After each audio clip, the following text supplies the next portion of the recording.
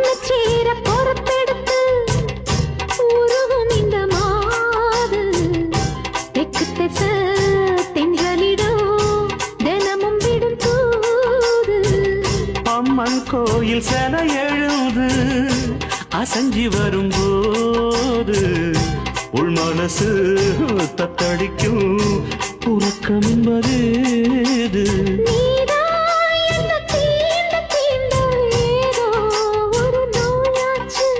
நான் தான்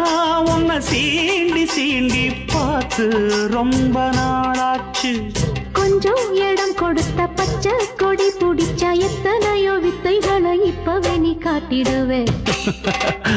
செந்தூர பாண்டிக்கு ஒரு சோடிக்கு